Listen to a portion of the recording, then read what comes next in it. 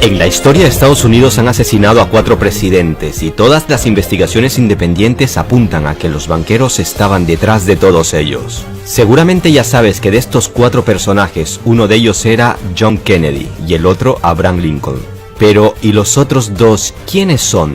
También deberías preguntarte por qué mataron al candidato presidencial Robert Kennedy cuando encaminaba su destino hacia la Casa Blanca. No te vayas, que ahora te doy detalles basados en hechos y datos que corroboran todo lo que digo. Y te quedará claro por qué asesinaron a John Kennedy, un caso que hasta el día de hoy supuestamente no está resuelto. Pero antes de esto pregúntate, si el establishment de Estados Unidos ha sido capaz de matar a 4 presidentes y al menos a un candidato presidencial, ¿entonces también son capaces de matar a líderes de otros países? La respuesta es que no solo son capaces de esto, es que ya lo han hecho en numerosas ocasiones. ¿Quieres saber por qué? En breve te lo cuento, pero te adelanto que otra vez las investigaciones independientes apuntan a la élite financiera de Estados Unidos. El Imperio del Mal y los Amos del Mundo, segunda parte. En la primera parte de esta serie, El Imperio del Mal y los Amos del Mundo, te contaba de cómo los banqueros se adueñaron del planeta con la Reserva Federal, y hasta cómo Estados Unidos llegó a traicionar a sus aliados para satisfacer a la banca. Si no has visto la primera parte, te dejo el enlace en la descripción.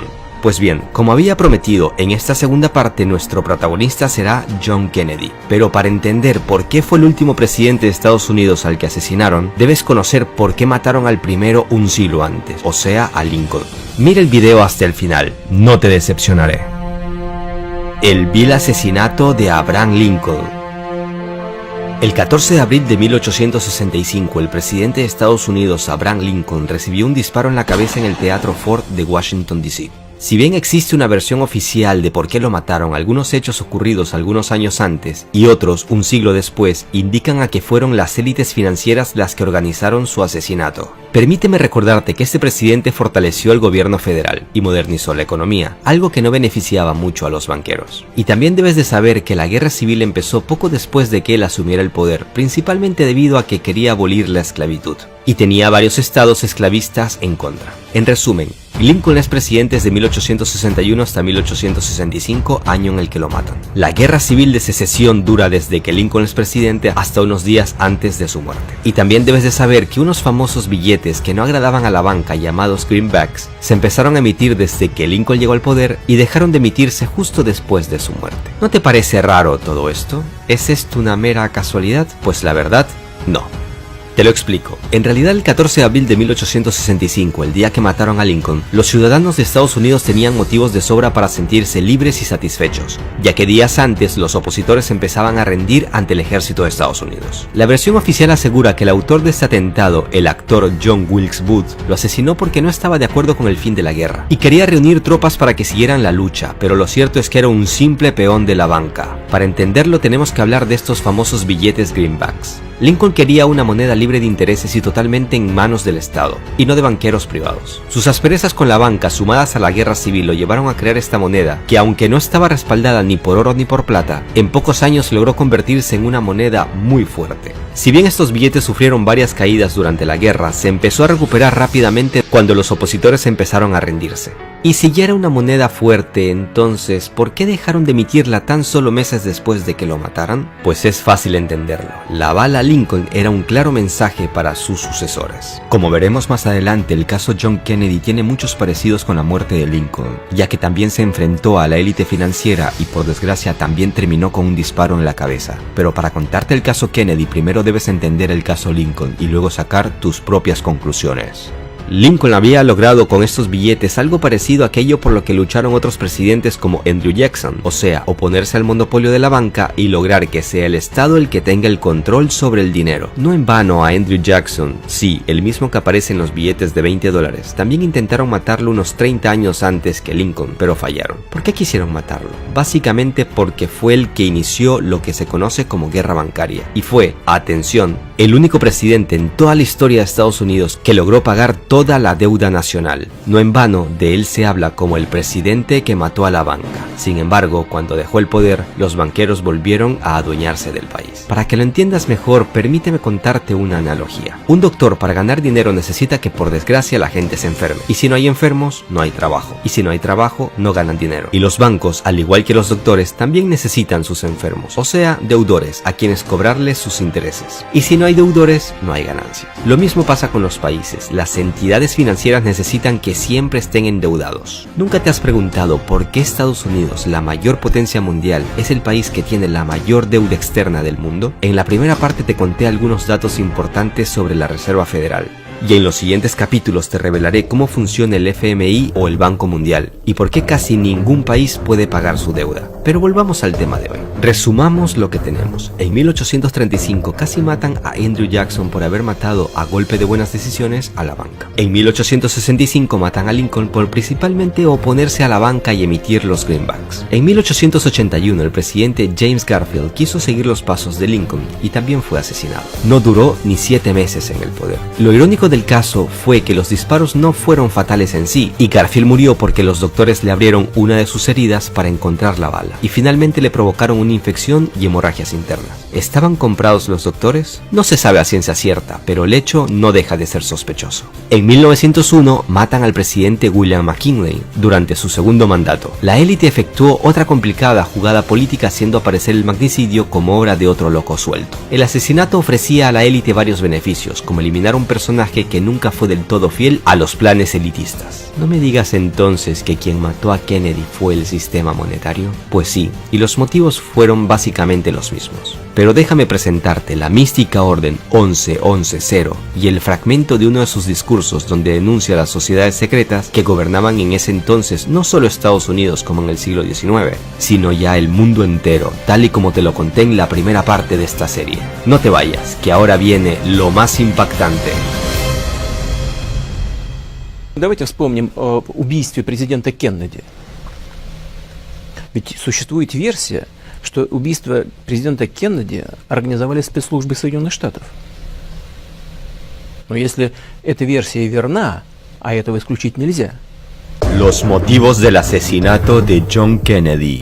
Como ya sabes ahora, en la historia ha habido varias personalidades importantes que intentaron salvar al mundo de este asqueroso sistema financiero que beneficia a unos pocos y del que te hablé en la primera parte. John Kennedy fue el último presidente de Estados Unidos que plantó cara a los banqueros, en concreto a la Reserva Federal, la cual, como ya sabemos, tomó todo el poder en 1913. En 1963, Kennedy empezó un plan para quitarle a la Reserva Federal su juguete favorito, las máquinas de impresión de dinero. Un decreto presidencial casi desconocido fue firmado por Kennedy el 4 de junio de 1963. Se trataba de la orden número 11-11-0, con la cual básicamente despojaba a la Reserva Federal de su poder para prestar dinero con intereses al gobierno federal de los Estados Unidos. Más de 4.000 millones de dólares en billetes de Estados Unidos entraron en circulación en denominaciones de 2 y 5 dólares. Fíjate en un detalle, los dólares actuales tienen impresa la nota billete de la Reserva Federal y los dólares de Kennedy tenían impresa la nota billete de Estados Unidos. Una gran diferencia, ya que como te expliqué en la primera parte, los bancos de la Reserva Federal prestan dinero al Estado con comisión y con estos billetes de Kennedy se le acababa el negocio. Y es que Kennedy sabía que si los billetes de Estados Unidos avalados en plata circulaban ampliamente, eliminarían la demanda de billetes de la Reserva Federal. El presidente Kennedy fue asesinado meses después de firmar esta orden, en concreto el 22 de noviembre de 1963. ¿Y adivinen qué fue lo primero que hizo el nuevo presidente Lyndon Johnson? Exacto, sacar inmediatamente de circulación los billetes de Estados Unidos. También déjame decirte que nunca circularon los billetes de Estados Unidos de 10 y 20 dólares, que ya estaban impresos cuando Kennedy fue asesinado. Lo curioso es que esta orden del Ejecutivo nunca se ha derogado o enmendado por cualquier orden del Ejecutivo subsiguiente. En pocas palabras, esta orden aún es válida. Quizás el asesinato de John Kennedy fue una advertencia a todos los futuros presidentes para que no interfieran en el control privado de la Reserva Federal sobre la creación de dinero. Como ya sabemos, después de Kennedy no ha habido ningún presidente que intentara plantarle cara a los banqueros. Tal parece que presidentes como Nixon, Reagan, Bush padre, Clinton, George Bush, Obama sabían con certeza que el que no conoce su historia está obligado a repetirla. Bueno, en realidad Robert Kennedy parece que tenía la intención de seguir la obra de su hermano John, pero lo mataron en plena campaña presidencial justo en el momento en que empezaba a ganar terreno a sus oponentes. Pero hay un detalle del que todavía no hemos hablado. Se trata de uno de los discursos más emblemáticos de Kennedy en 1961, donde denunciaba las sociedades secretas. Te dejo un fragmento, escúchalo y te sorprenderás. Ladies and gentlemen, I want to talk about our common responsibilities in the face of a common danger. The very word secrecy is repugnant in a free and open society, and we are, as a people, inherently and historically opposed to secret societies, to secret oaths, and to secret proceedings. And there is very grave danger that an announced need for increased security will be seized upon by those anxious to expand its meaning to the very limits of official censorship and concealment. For we are opposed around the world by a monolithic and ruthless conspiracy that relies primarily on covert means for expanding its sphere of influence, on infiltration instead of invasion, on subversion instead of elections, on intimidation instead of free choice, on guerrillas by night instead of armies by day.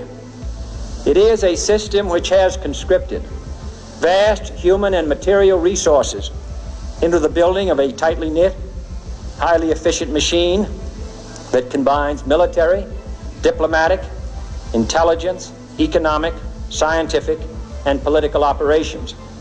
Its preparations are concealed, not published. Its mistakes are buried, not headlined. Its dissenters are silenced, not praised. No expenditure is questioned, no rumor is printed, no secret is revealed. I am not asking your newspapers to support an administration, but I am asking your help in the tremendous task of informing and alerting the American people. And that is why our press was protected by the First Amendment, the only business in America specifically protected by the Constitution, confident that with your help, man will be what he was born to be, free and independent. Desde la Reserva Federal consideraron este discurso y la firma de la Orden 1110 como una traición, ya que según ellos, Kennedy llegó al poder gracias a las influencias de las élites financieras. John Kennedy se convirtió en lo que temían en la Reserva Federal, que un hombre con poder y querido y admirado por millones les derrumbara el reino que habían logrado construir a lo largo de muchas décadas. Ten en cuenta que la élite financiera domina no solo los bancos, sino que tiene fuertes influencias en los servicios de inteligencia de Estados Unidos, como la CIA o el FBI. Además del control de los medios de comunicación. Por eso, la verdad no florece porque es secreto de Estado, y la prensa no te lo cuenta porque no les conviene. Suscríbete al canal para que no te pierdas los siguientes capítulos y dale like al video. Pero espérate, te adelanto lo que se viene. Los expertos de todo el mundo tienen algo muy claro: el dólar debió perder su estatus mundial al menos desde el año 2000, pero cada vez que parecía que su estatus iba a explotar, explotaban guerras en otros lados del mundo, en Afganistán, en Irak, en Siria, en Ucrania o en distintos países de África. En el siguiente capítulo te contaré por qué las guerras son un gran negocio. También hablaremos que los rivales de Estados Unidos como China, Rusia o Irán saben perfectamente que si el dólar cae de la noche a la mañana, no solo cae la economía de Estados Unidos, sino que el mundo se convertiría en un caos total. Por eso pensaron por mucho tiempo en una estrategia para evitar ese caos, al menos en sus países. Sobre estos y otros temas hablaremos en los siguientes capítulos de esta serie, El Imperio del Mal y los amos del mundo.